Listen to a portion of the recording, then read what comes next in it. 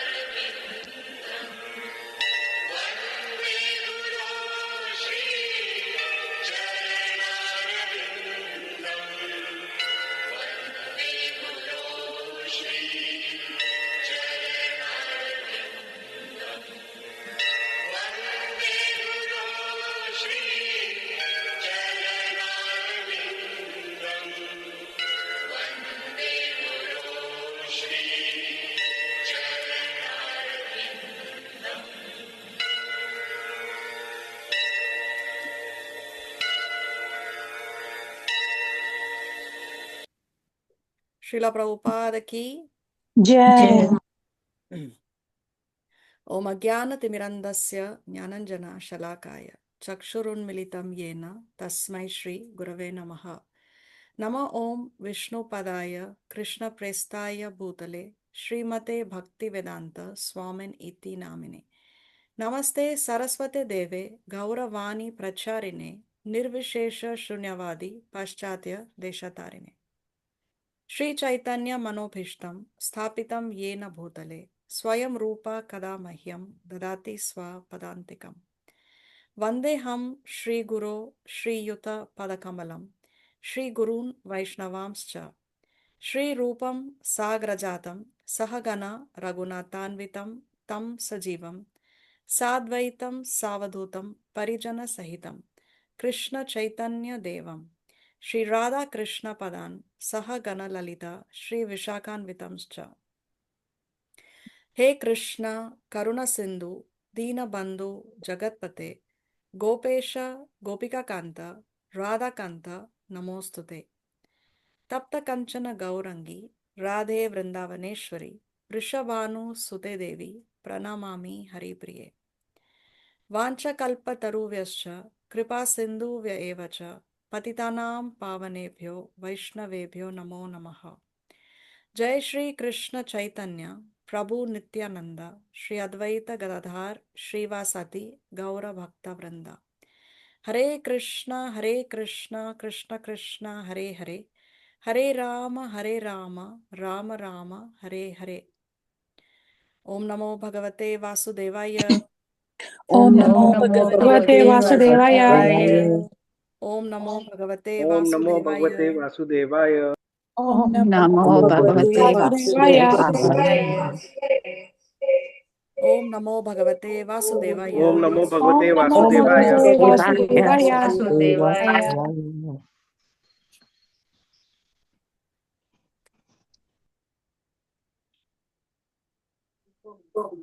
We welcome all of you to our weekly Krishna book classes on behalf of the Education Department of ISKCON. Can't see the presentation.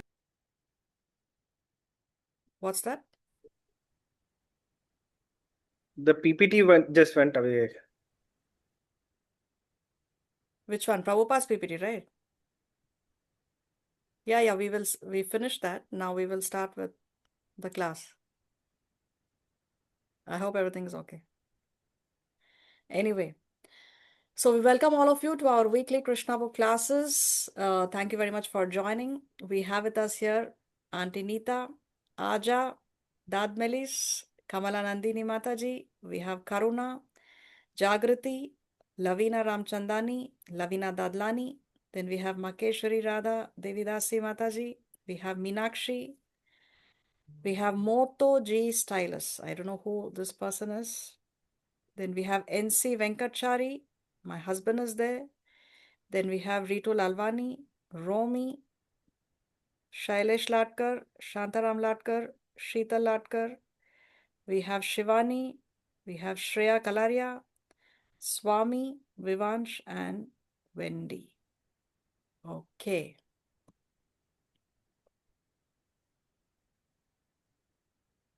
So in the previous class, we saw the various features of the rainy season in Vrindavan. And we also saw the various features of the autumn season in Vrindavan. And we saw Krishna's activities in the forest during the monsoon. Now in today's class, by the mercy of Sri Guru and Sri Krishna, we will see chapter number 21. Now, what are we going to see in chapter number 21? How Krishna entered Vrindavan upon the arrival of autumn. And we will see the glorification of the vibration of Krishna's flute. The Gopīs, they are describing, one second. The Gopīs, they are describing how, what are the effects of Krishna's flute Flute. when he is playing the flute as he enters the forest of Vrindavan in the autumn season. You can see the screen, right? You Yes, can- Yeah. Mataji. Okay. So this chapter, chapter number 21 is titled The Gopīs Attracted by the Flute of Krishna. So what happens when Krishna, he goes to the forest in Vrindavan to herd the cows and the calves along with his Gopa friends. The Gopis, they are in their homes, but they are contemplating on Krishna. The Gopis are always meditating on Krishna's activities. So as Krishna enters the forest, he plays the flute, and the Gopis can hear this flute when they are in their homes, and they are attracted by the sound vibration of Krishna's flute. And here, therefore, they are describing how glorious is the flute of Krishna. How this flute, the sound vibration that is emanating from Krishna's flute, how it is having an impact on the different living entities. So this is what is going on, happening in this chapter. This chapter is also called as the Venu Gita. Venu Gita. Venu means flute and Gita means song. That's why Bhagavad Gita means the song of God, Bhagavan and his Gita. So Bhagavad Gita means the song of God. So this particular chapter describes the sound of Krishna's flute. So therefore this is called as the Venu Gita also. Now in the Srimad Bhagavatam, there are different Gitas, different songs, which give us some profound philosophy, some very heartfelt spiritual emotions, some deep realizations, spoken by different personalities. So this is from an article that is written by Gauranga Darshan Prabhu. I put it here so that you can have a brief idea. But we are not going to read all this in detail. You can read this when I share the slides in the group. So we have Rudra Gita that is spoken by Lord Shiva. Venu Gita, which we will be seeing today, the song of Krishna's flute. Then we have Gopi Gita, the Gopi's song of separation, which we will also see in our Krishna book going forward if Krishna so sanctions. Then we have the Gopi's song as Krishna wanders in the forest. This is called as the Yugala Gita. Also we will see in our Krishna book. Viraha Gita, the Gopi's song as Krishna leaves Vrindavan. Very, very heart-wrenching moment when Krishna is leaving Vrindavan. He is going to Mathura. At that time, the Gopis sing this particular Viraha Gita. Then we have Brahmara Gita, the song of the bee. We have Mahishi Gita, the song of the queens of Dwarka, Krishna's wives. And then we have Uddhava Gita. So Uddhava was a devotee of Krishna, is a devotee of Krishna. And before Krishna departed, before Krishna left the planet, he gave final instructions to Uddhava. And that is called as the Uddhava Gita. See, when a person passes away, the last words of a dying man hold a lot of importance. So therefore, this Uddhava Gita similarly is very, very important because these are the last words of instruction that Krishna gave before he disappeared, before he departed from this planet. So Uddhava Gita are the teachings that Krishna gave to Uddhava before he left the planet. Then we have Bhikshu Gita, the song of the Avanti Brahmana, Aila Gita, the song of Pururava, Bhumi Gita, the song of Mother Earth. Like that, you have all these different Gitas in the Srimad Bhagavatam. And whichever is from the 10th canto, starting from Venu Gita, Gopi Gita, Yugala Gita, Viraha Gita, Brahmara Gita, Mahishi Gita, we will be seeing in our Krishna book course, if Krishna so sanctions, of course. But the rest of them, you can go on your Veda base and you can read. You have the exact shloka numbers here, verse numbers. You can go and read them. From all these different Gitas, the longest here is Uddhava Gita. If you notice, all these other Gitas are particular verses. For example, Rudra Gita, Canto 4, Chapter 24, verses 33 to 68. So all these Gitas cover a certain number of verses. But if you see Uddhava Gita, it covers chapters. Chapter number 7 to chapter number 29 of the 11th canto. So this is the longest Gita given in the Srimad Bhagavatam. Actually, the Uddhava Gita is considered an extension of the Bhagavad Gita. Whatever Krishna explains in Bhagavad Gita is something that he spoke right in the middle of the battlefield, right? So Uddhava Gita, he explains the same concepts, but in a more detailed manner. So whatever is there in Bhagavad Gita is explained in great detail in the Uddhava Gita. That's why it is long and it covers all these chapters 7 to 29. Anyway, coming to today's chapter, let's read. With the arrival of the beautiful autumn season, the waters in the lakes and rivers became as clear as crystal and filled with fragrant lotus flowers, and breezes blew very pleasantly. At that time, Krishna entered the forest of Vrindavan with the cows and cowherd boys. Krishna was very much pleased with the atmosphere of the forest, where flowers bloomed and bees and drones hummed very jubilantly.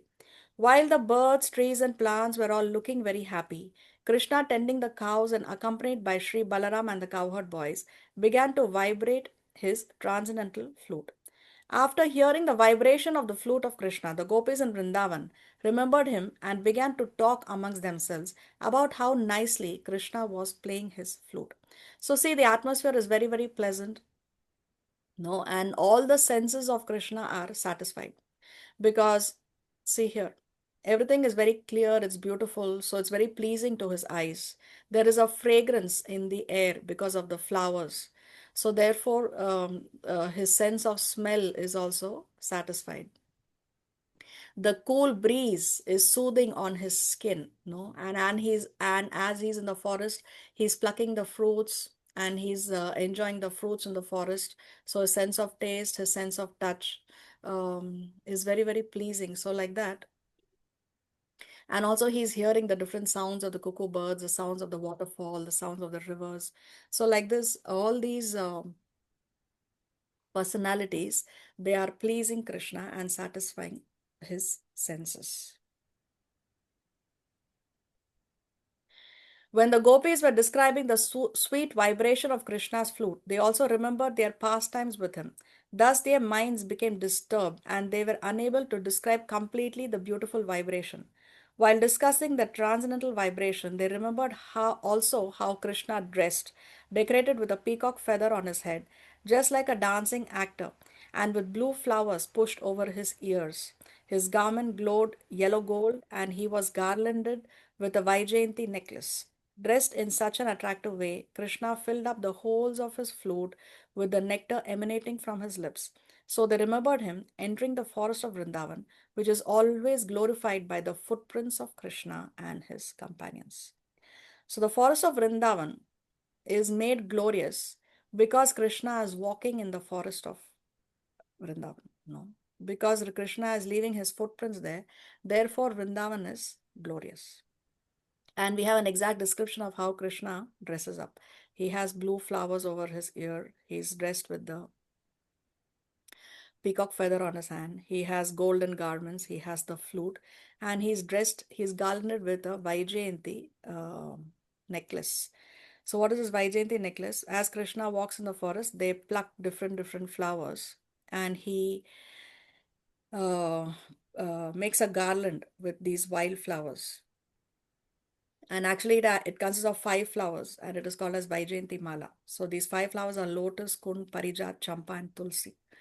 So like this, he decorates himself with this Vaijayanti Mala, and therefore he's always described wearing this Vaijayanti garland. What is the significance of these 5 flowers? We have 5 senses, and there are 5 gross elements: earth, water, fire, air, ether. So Krishna is beyond the 5 senses. He's beyond the 5 elements of material nature. Therefore, this is significant. These 5 flowers that he's using. In some other places, it is described that these 5 actually he's decorating himself with 5 different kinds of precious stones. But whatever it is, this is what it means. Vaijayanti Mala means the garland of victory. So Krishna is beyond the 5 senses. So garland of victory. That's the significance of Vaijayanti Mala. Let's see, we have a hand raised here. Shailesh Latkar. Two questions here. One is how old is Krishna at this point of time, and second is they say when the gopis were describing the sweet vibration of Krishna's flute, they also remembered their pastimes with this, and thus their minds became disturbed. So why would their minds be disturbed? Yeah, disturbed in the sense that transcendently disturbed. Disturbed in the sense that they are not able to focus on what they are doing because they are meditating on Krishna. So they are not able to focus on their household activities, their children, their husband. They are not able to focus on that. That's how they are disturbed. And how old is Krishna? He has just about completed his 7 years of age. 7 years, 1 month he is in this pastime. Okay. So he's just about beginning his adolescence, actually. So he's going to now get into more intimate pastimes with the gopis. When Krishna is 7 years, it's not like the 7 years of our material calculation because at the age of 7, he is more advanced age-wise by our calculation. So for him, it is adolescence. Okay. Yeah, Aja, you have your hand raised. Mataji, is this Vrindavan replica of Goloka? Yes, Bhauma Vrindavan is a replica of Golok Vrindavan. Correct. No snakes. There are no. I always think about when I see flowers. I'm always worried about snakes. So no snakes there. Well, there are all kinds of living entities. We had Kali and Vrindavan, no? Okay. Okay. Okay. Okay. Shivani, you have your hand raised. Yeah, Hare Krishna Mataji. Just now you said, what is the Vajanti Mala victory of what? The garland of victory. Okay, Mala thank means garland. Vijay means victory. So the garland Yes. of victory is Vaijayanti Mala. Thank you, Hare Krishna. Hare Krishna. Krishna was very expert in playing the flute, and the gopis were captivated by the sound vibration, which was attractive not only to them, but to all living creatures who heard it. One of the gopis told her friends, "The highest perfection of the eyes is to see Krishna and Balaram entering the forest and playing their flutes and tending the cows with their friends." So now each gopi is going to say something, no, about the effects of the flute of Krishna, the sound emanating from Krishna's flute. So here one gopi is saying that what is the highest perfection of the eyes is to see Krishna and Balaram entering the forest and playing their flutes and tending the cows with their friends. So the only use of these eyes is to see this visual, this visual of how Krishna is entering the forest with his friends, with the cows, and he is with the flute. No, there is no other use to eyesight if one is not able to visualize this. That is the perfection of eyes, the gopi is saying. And every living entity is attracted by the sound of Krishna's flute. Every single living entity. Actually, Krishna's sound, flute vibration is vibrating in all the 14 planetary systems.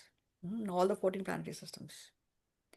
Persons who are constantly engaged in the transcendental meditation of seeing Krishna internally and externally by thinking of him playing the flute, entering the Vrindavan forest and tending the cows with the cowherd boys have really attained the perfection of samadhi. Samadhi trance means absorption of all the activities of the senses in a particular object, and the gopis indicate that the pastimes of Krishna are the perfection of all meditation and samadhi.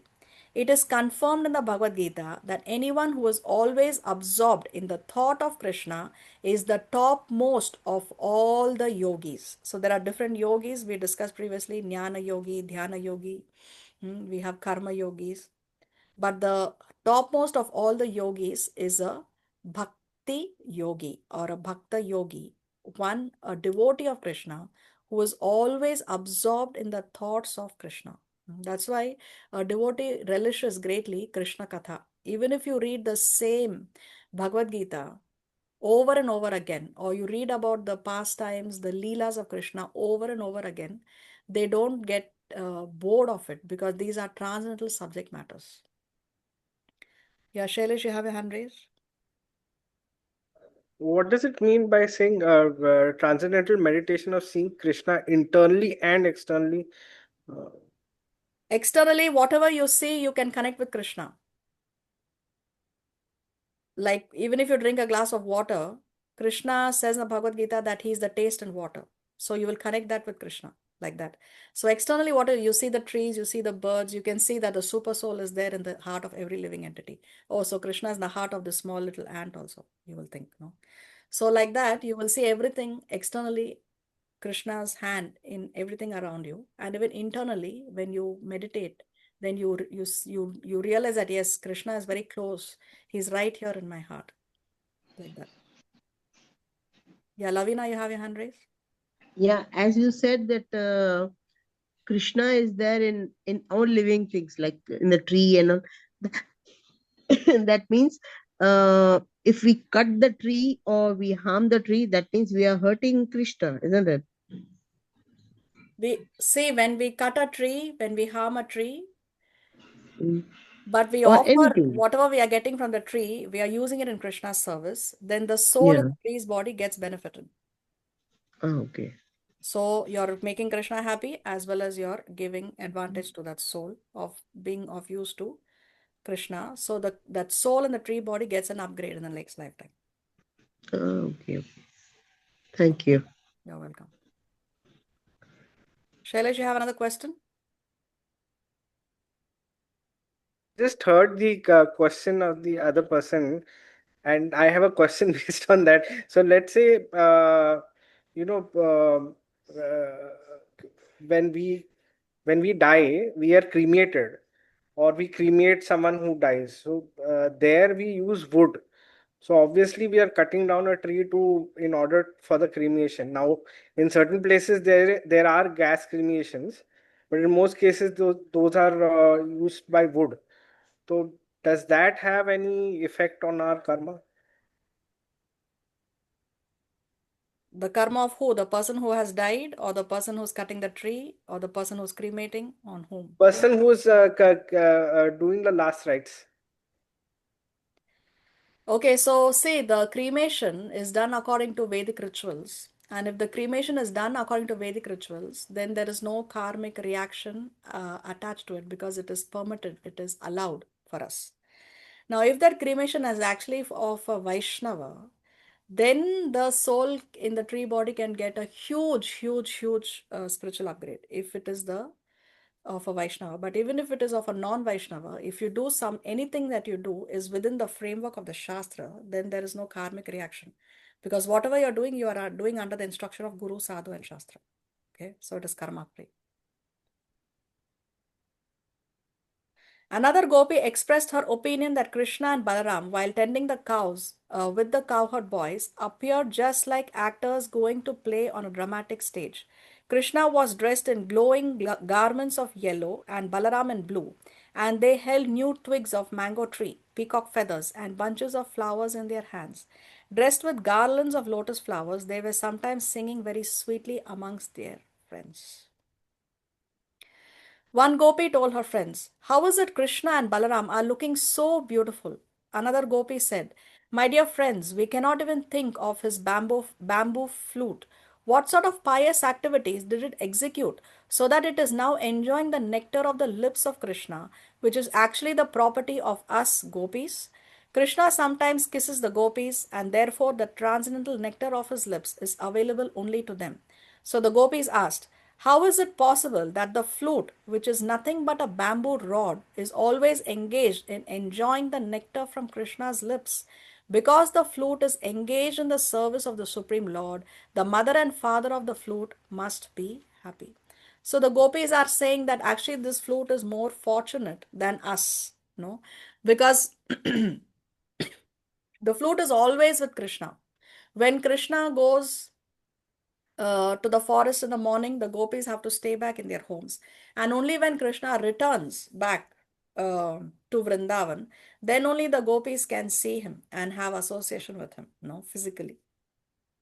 Of course, mentally they are always in association with Krishna because they are always meditating on Krishna.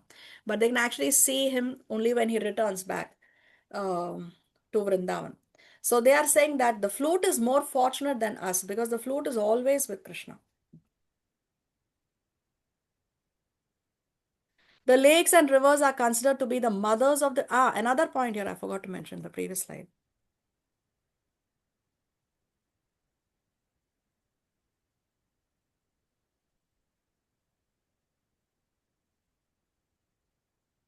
Oh God. See here, because the flute is engaged in the service of the Supreme Lord, the mother and father of the flute must be happy.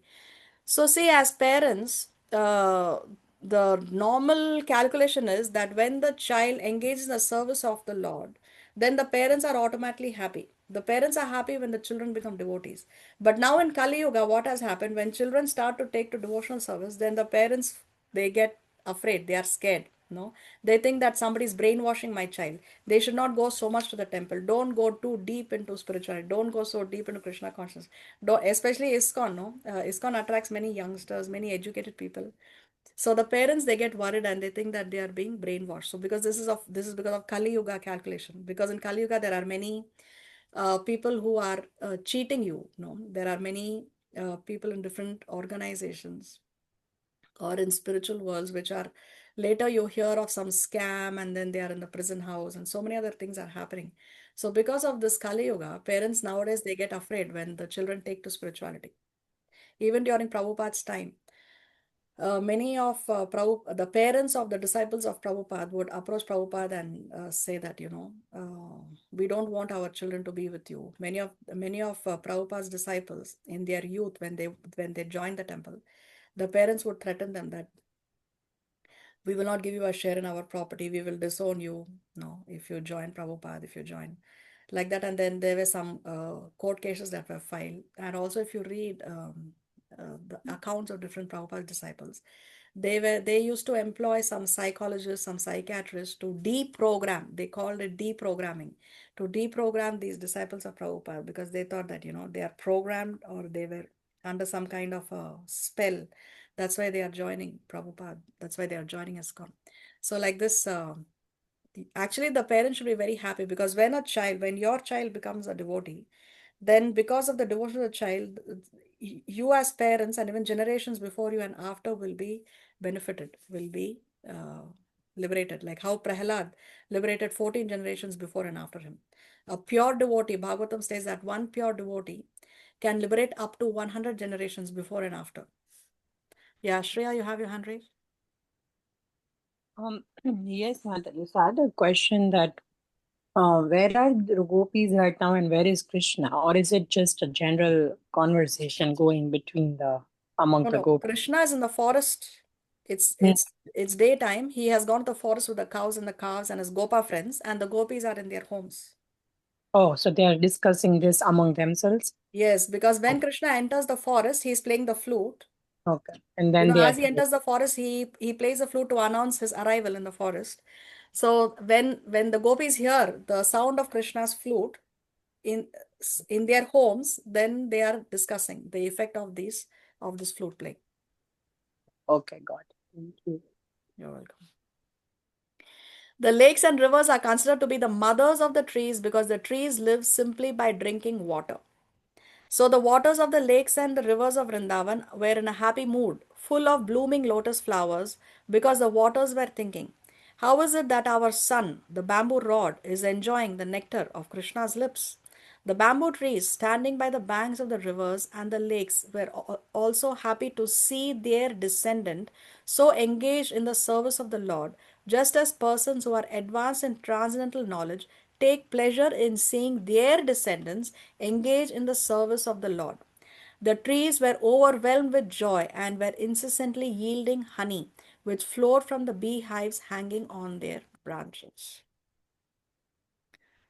So the bamboo trees standing by the banks of the rivers and the lakes were also happy to see their descendants so engaged in the service of the Lord. So this descendant is whom? Who's being referred to as a descendant of the bamboo trees? The bamboo rod. Which is now? The flute. The flute, yes, The the flute. flute. Correct, correct. So see, the trees were overwhelmed with joy and incessantly yielding honey. So the sap that is coming from the tree, that is compared to the tears of joy that the trees are shedding because they are seeing their descendant engaged in the service of the Lord. So only when the parents are devotees, they will understand the importance and the significance of their children also becoming devotees. See, persons who are advanced in transcendental knowledge take pleasure in seeing their descendants engage in the service of the Lord. So one has to be a devotee to appreciate when their children also become devotees. Another Gopi spoke thus to her friends about Krishna. Dear friends, our Vrindavan is proclaiming the glories of this entire earth because this planet is glorified by the lotus footprints of the son of Devaki. Besides that, when Govinda plays his flute, the peacocks immediately become mad as if they had heard the rumbling of a new cloud. When all the animals and trees and plants, either on the top of Govardhan hill or in the valley, see the dancing of the peacocks, they all stand still and listen to the transcendental sound of the flute with great attention. We think that this boon is not possible or available on any other planet. Although the gopis were village cowherd women and girls, they had extensive Vedic knowledge. Such is the effect of Vedic civilization. People in general would learn the highest truths of the Vedas simply by hearing from authoritative sources. So as you see here, the peacocks are also becoming mad when they hear the sound of Krishna's flute. All the animals, trees, plants, everybody stands still. They are so spellbound when they hear the sound of Krishna's flute. Actually, Krishna, he is such an expert in playing the flute that, see, when he enters Vrindavan, there are some sounds, right? The waterfall, there is a sound of waterfall, there is a sound of the rivers, the birds are making sounds, and the trees are moving in the wind is blowing. All these sounds are already there in the forest when Krishna enters. And when Krishna plays the flute, he plays it in such a way that it is in sync with all these other sounds that are there in the forest. See, normally when a person sings, then he has a musical band, no, with him. But here Krishna, when he plays the flute, the song that is emanating from his flute is in sync with all these natural sounds in the forest. He's such an expert flute player. And this thing, see, the gopis were village cowherd women and girls, but they are they have the highest Vedic knowledge because they are all educated by hearing from authoritative sources. So one must not think that they don't have any knowledge, that they are just village women, simple village women, but they knew the highest transcendental truth. They are very, very educated in the sense that they know perfectly the knowledge of the Vedas. Another gopi said, my dear friends, just see the deer. Although they are dumb animals, they have approached the son of Maharaj Nanda, Krishna. Not only are they attracted by the dress of Krishna and Balaram, but as soon as they hear the playing of the flute, the deer, along with their husbands, offer respectful obeisances unto the Lord by looking at him with great affection. The gopis were envious of the deer because the deer were able to offer their service to Krishna along with their husbands. The gopis thought themselves not so fortunate because Whenever they wanted to go to Krishna, their husbands were not very happy. So now the gopis are thinking that even the deer, they are also more fortunate than us. Because the deer, the female deer, they go along with their husbands and they are offering obeisances to Krishna and they are looking at Krishna with affection. But we gopis are not able to do this because when we leave our husbands and we go to Krishna, then our husbands are not very happy. So the gopis are thinking that the deer also are more fortunate than us. Another gopi said, "My dear friends, Krishna is so nicely dressed that he appears to be the impetus to various kinds of ceremonies held by the women folk. Even the wives of the denizens of heaven become attracted after hearing the transcendental sound of his flute. Although they are traveling in the air in their airplanes, enjoying the company of their husbands, on hearing the sound of Krishna's flute, they immediately become perturbed. Their hair is loosened and their tight belts are slackened. This means that the transcendental sound of the flute of Krishna extended to all corners of the universe. Also, it is significant that the gopis knew about the different kinds of airplanes flying in the sky. So, not only the living entities in the forest, not only the gopis in Vrindavan are captivated by Krishna's flute, but even the denizens of the higher planetary systems, they are also attracted by the sound of Krishna's flute. And as we read here, actually Krishna's flute can be heard all across the universe. Throughout the universe, all the 14 planetary systems, they can hear the vibration of Krishna's flute. Another gopi said to her friends, "My dear friends, the cows are also charmed as soon as they hear the transcendental sound of the flute of Krishna. It sounds to them like the pouring of nectar, and they immediately spread their long ears just to catch the liquid nectar of the flute. As for the calves, they are seen with the nipples of their mothers pressed in their mouths, but they cannot suck the milk. They remain struck with devotion, and tears glide down from their eyes, illustrating vividly how they are embracing Krishna heart to heart. These phenomena indicate that even the cows and calves in Vrindavan knew how to cry for Krishna and embrace him heart to heart. Actually, the perfection of Krishna consciousness can be culminated in the shedding of tears from the eyes. So even the calves, as the cows are impacted, and even the calves, if you observe, when a calf drinks the milk from the calf is very, very focused. The calf will not get distracted by other things when it is taking milk from its mother. But even the calves, as they are sucking the milk of their mother, when they hear the vibration of Krishna's flute, they cannot suck the milk anymore. They are so much affected by that sweet sound coming from Krishna's flute. And see this. The perfection of Krishna consciousness can be culminated in the shedding of tears from the eyes. So, if you can cry for Krishna, then you can say that you have attained the culmination of perfection of Krishna consciousness. And if you can't cry for Krishna, then we have to cry that we cannot cry for Krishna. Another young gopi told her mother, "My dear mother, the birds who are all looking at Krishna playing on his flute are sitting very attentively on the branches and twigs of different trees. From their features, it appears that they have forgotten everything and are engaged only in hearing Krishna's flute. This proves that they are not ordinary birds.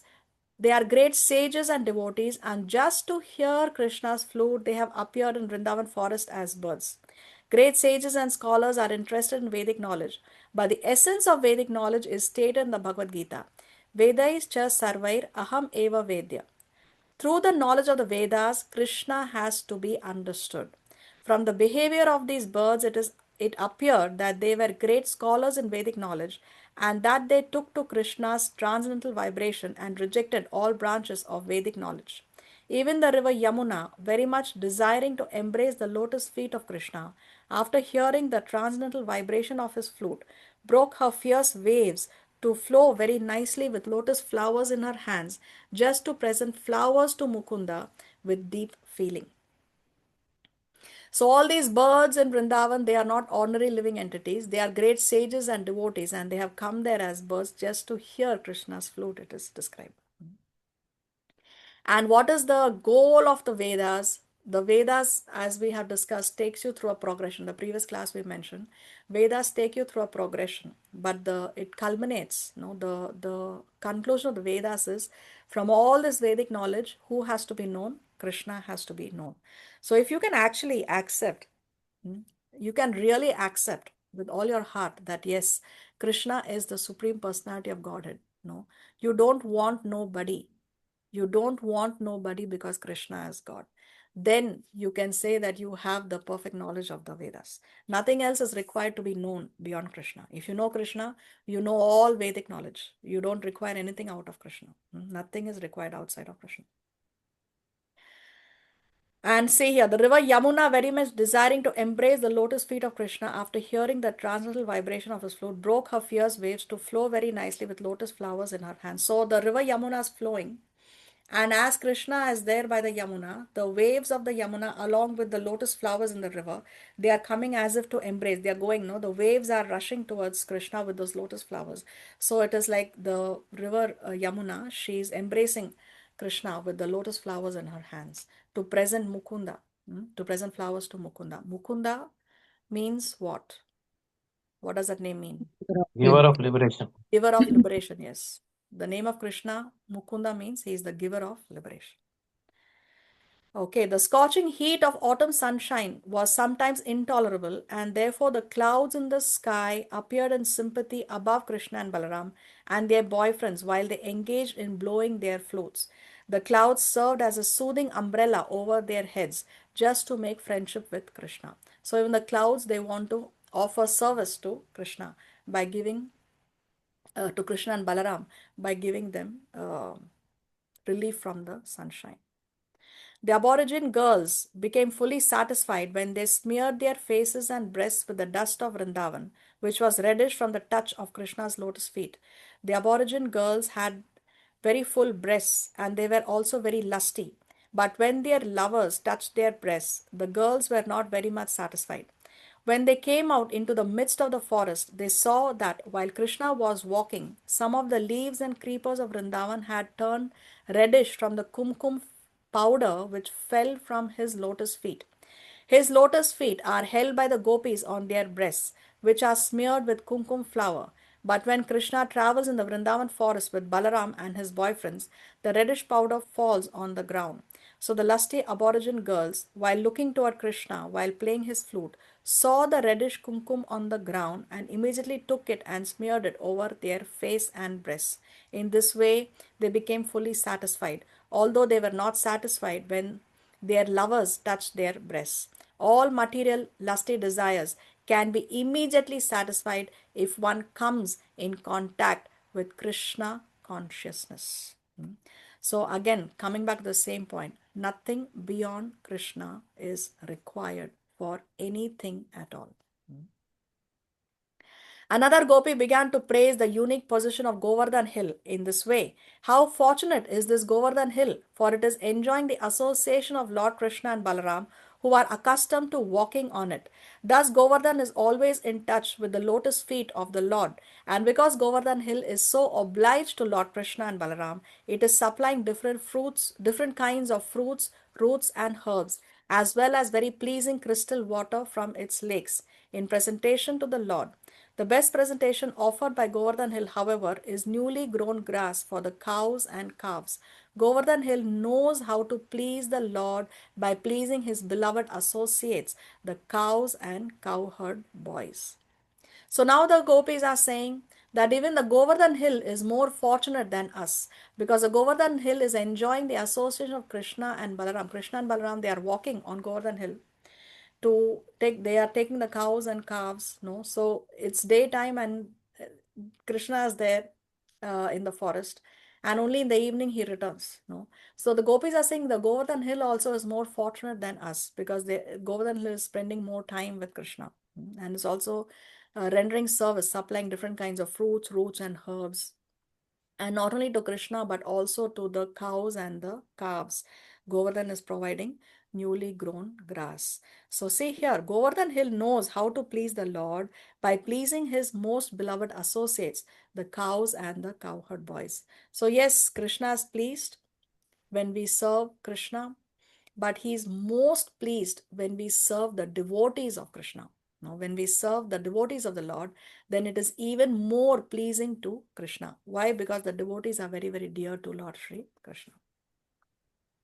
Another gopi said, everything appears wonderful when Krishna and Balaram travel in the forest of Vrindavan playing their flutes and making intimate friendship with all kinds of moving and non-moving living entities. When Krishna and Balaram play on their transcendental flutes, the moving creatures become stunned and stop their activities, and the non-moving living creatures like trees and plants begin to shiver with ecstasy. These are the wonderful reactions to the vibration of the transcendental flutes of Krishna and Balaram. So all the moving as well as the non-moving living entities, they are stunned by the vibration of Krishna's flutes. They are shivering out of ecstasy. Krishna and Balaram carried binding ropes on their shoulders and in their hands, just like ordinary cowherd boys. While milking cows, cowherd boys bind the cow's hind legs with a small rope. This rope almost always hangs from the shoulders of cowherd boys, and it is not absent from the shoulders of Krishna and Balaram. In spite of their being the Supreme Personality of Godhead, they played exactly like cowherd boys, and therefore everything became wonderful and attractive. So, yes, Krishna is the Supreme Personality of Godhead, but still he's playing like a cowherd boy. That doesn't mean that he's an ordinary cowherd boy. He plays exactly like cowherd boy, both Krishna and Balaram. But that doesn't mean that they are ordinary living entities. While Krishna was engaged in tending the cows in the forest of Vrindavan or on Govardhan Hill, the gopis in the village were always absorbed in thinking of him and discussing his different pastimes. This is the perfect example of Krishna consciousness, to somehow or the other remain always engrossed in the thoughts of Krishna. The vivid example is always present in the behavior of the gopis. Therefore, Lord Chaitanya declared that no one can worship the Supreme Lord by any method which is better than the method of the gopis. The gopis were not born in very high Brahmana or Kshatriya families. They were born in the families of Vaishyas, and not in big mercantile communities, but in the families of cowherd men. They were not very well educated, although they heard all sorts of knowledge from the Brahmanas, the authorities of Vedic knowledge. The gopis' only purpose was to remain always absorbed in the thoughts of Krishna. Thus ends the Bhaktivedanta purport of the 21st chapter of Krishna, the gopis attracted by the flute. So say the gopis, nobody can worship Krishna better than the gopis. They are such highly elevated, pure devotees. And who's the best of all the gopis? Radha? Yes, Srimati Radharani. Radharani. No, the word Radha actually comes from the name Aradhana. Aradhana means worship.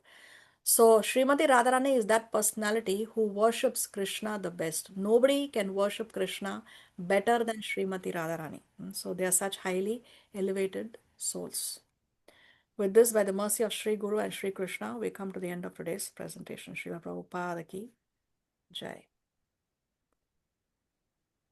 Shailesh, you have your hand raised?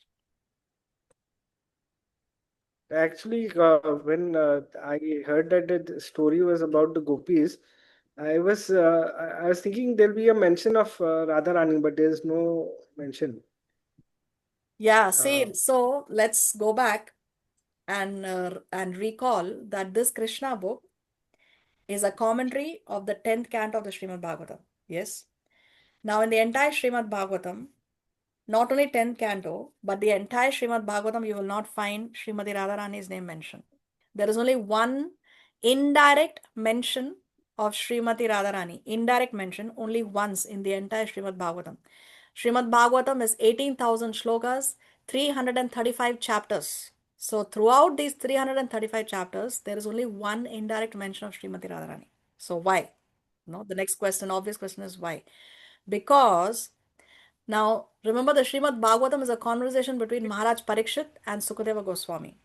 Maharaj Parikshit was cursed to die within 7 days, no? And he goes in search of the absolute truth. And then he comes across Srila Sukadeva Goswami, who is the son of Vyasadeva. And then for 7 continuous days and nights, this conversation happens, which is a Srimad Bhagavatam. So what the point is, Maharaj Parikshit has only 7 days before he can die. right? And Sukadeva Goswami wants to complete this knowledge before the time of death appears. Now, the problem is, if Sukadeva Goswami mentions Srimati Radharani, he is going to get so ecstatic that he is going to faint.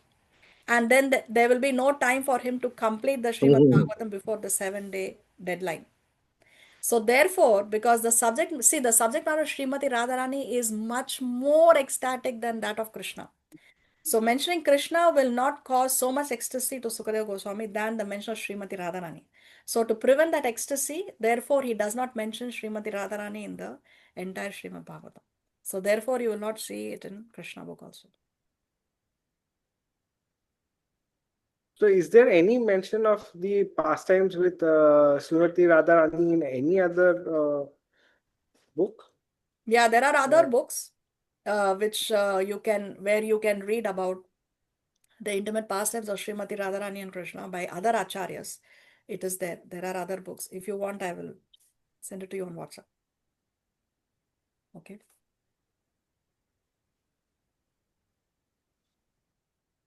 Hare Krishna, Mataji, Mataji.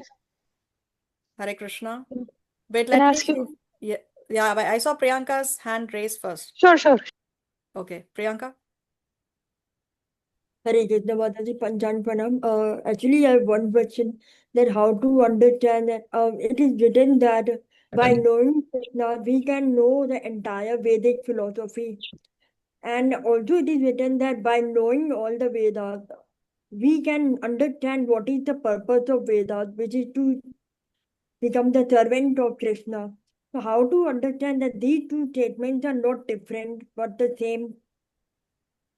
Because by Why? knowing Krishna, we can know Vedas. By knowing Vedas, we can know Krishna.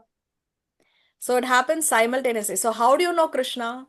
Now theoretically you can accept that okay, Krishna is God. But in your heart, how do you accept?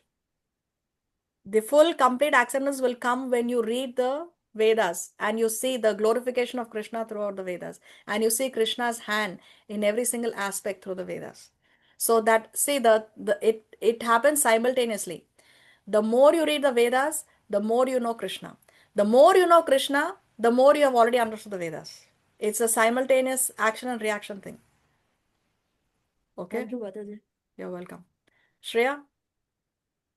Yes, Mataji. So I had this question that did Gopis know that Krishna is the supreme personality of Godhead, or they are just covered by the Yoga Maya? No, they are covered by Yoga Maya. At best, they sometimes think, or even the residents of Raja, they think that probably he is some kind of a devata, because they always remember that Gargamuni had made this prediction about Krishna, that he is Narayana Sama. So that is at best that they can get. Sometimes they think that maybe he is a devata, but that he is a supreme personality of Godhead, they don't understand that because they are covered by Yoga Maya potency. So Gopis then, are the residents of Vrindavan. so then technically, like Gopis think that he is just an ordinary boy, then, right? He is an ordinary boy, but for them he is not an ordinary boy. He is their heart and soul. He is the one whom they are attracted to. He is this extraordinary personality whom they are completely in love with. See, when you are in love with someone, you don't see that person as an ordinary person, right? What do you mean by ordinary? No, like I mean He is their life and soul. right. But then why don't they think that we are then cheating on our husband? Because for them it's like another like a boy, right? Like obviously they love him so much. So but how can we understand that? Because that love is so intense. That love is so intense that they are so helpless that they just cannot help it. See, when you are completely in love with a person, then you forget all other logic, no? See, in the material platform, when a boy and girl are in love with each other, so sometimes even they overlook, like even if the boy is a drunkard into drugs, but if the girl has fallen in love with him, he will say no, he will change, he will turn into a new leaf, I will transform him. And even the parents of the girl give some advice, they don't want to take it, they think the parents are my enemies. It happens, right? Hmm. So they are so hopelessly in love with Krishna that everything else is on one side and Krishna is on the other side. They cannot help it. They cannot help it. They are so much in love with Krishna. And that love is pure. It's not like this material love. Yes. It's pure love, pure love. And when it comes to Krishna, it is not it is not sinful activity. Yeah. Actually, one person told Prabhupada that what kind of a God are you? He's doing Rasa Leela, Rasa dance with the wives of other people's husbands. So Prabhupada told him that actually Krishna is not immoral. You are immoral. Why? Because even your wife belongs to Krishna. Everyone belongs to Krishna. Everyone is coming from Krishna. Everything that exists is coming from Krishna. So you are taking Krishna's property and you are enjoying her as your wife. But actually, your wife also belongs to Krishna. So Krishna is not immoral. You are immoral. Like that. So everything comes from Krishna. So there is nothing immoral about it. Nothing immoral about it. Yeah, I'm just trying to understand from like, I mean, I understand what you're saying, and that's what in my mind it is. But like whenever I'm trying to like understand from Gopi's point of view, it's like difficult, or maybe it's just like, I'm just understanding it like in terms of materialistic way. That's why it's not like. Yeah, and see another important thing that you have to see for a woman, no, her honor is most important for a woman. If a woman loses her wealth or beauty or fame, it will not matter so much to a woman. But if a woman loses her honor, that is something very serious for a woman. No, a woman always wants to preserve her honor. So for the gopis, Krishna is most important. That even they sacrifice their honor to be with Krishna. Because when they leave their husbands and they go to Krishna, they are sacrificing their honor. And this is 5,000 years back. Just imagine. Even the modern times, it's not Yeah. acceptable in our society. So imagine 5,000 years ago in a small village. So they are willing to leave their husbands and go to Krishna. We will be soon reading about the Rasa dance, Rasa Leela. No? So they are leaving their, so even their honor is not important for them when it comes to Krishna. That is the level of pure love that they have for Krishna. They are at that level. Yeah, we can't even imagine what level. Yes, yes. And even beyond this, even I don't understand, you don't understand, many people cannot understand, is because Krishna is inconceivable, achintya. No, he's inconceivable. But as we read more, then we know, no, as we read more, as we hear more, then Krishna gives us more realizations. Mm. It's a lifetime process, actually. Yeah, that's true. And I had one more question. So why didn't Gopis or Krishna choose to be in the family of to be born in the family of Shudras instead of Vaishyas? Because if they were born in how people do casteism and everything, they think like Shudras are in a lower class and other classes are like higher class, then we could have understood, right? Like even Krishna was born in Shudra class. So there's nothing wrong with it. See, the Vaishya community, they take care of the cows. And when Krishna is in a Vaishya community, then it's the importance of the cows, the Vedic culture is highlighted in the Vaishya society, no? And you can see that um,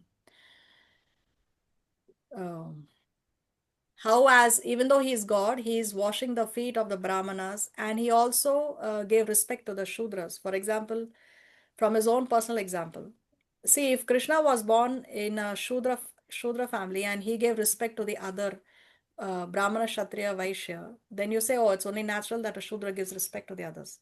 But being in a Vaishya community, he also gave respect to the Shudras. For example, when he went to the house of Vidura, he rejected the invitation of Duryodhana and he went to the house of Vidura and he ate the banana peel that was offered to him by Vidura's wife. So that is another teaching that is there, that even though he is belonging to Vaishya, he doesn't consider Brahmana, Kshatriya, Vaishya, Shudra. He even gives respects to a Shudra. So you can also think it from that angle of vision. Nice thing to think. And I just wanted to share, when you said that about Krishna is the ultimate, you don't have to worry about anything else. So recently I met a friend. She is much into like numerology and all these things. So she was telling me that her son, he's also like a number 2 or something. So if number 2 does like spirituality, that's how they gain success, you know. And then I just realized that I was number 2. I mean, I didn't care about all this, but she said, see, like you are number 2 and you are practicing spirituality that way, and that's how you will get success. And wow, like Krishna just takes care of all these things. You Yeah. don't. Yes. So Krishna is strengthening your faith even more by giving you this information. Okay. Shivani?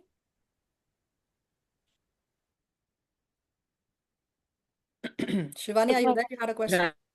Yeah, can you hear me? Yes. I forgot my question. But the one question that I had, what did you say Mukunda means? Mukunda means giver of liberation. Giver of liberation. Okay, thank you. Hare Krishna. Hare Krishna. Anything else? Mataji, what about the flowers? You named 5 flowers. What are the names of those 5 flowers? The 5 flowers are lotus, kunda, parijat, champa, and tulsi.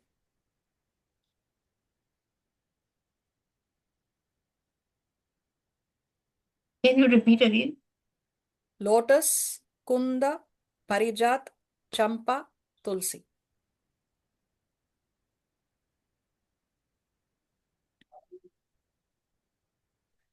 Okay, are we ready for the exam?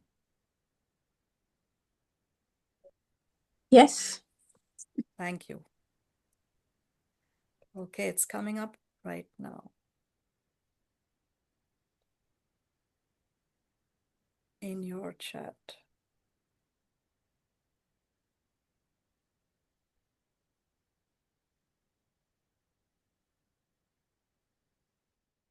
There goes.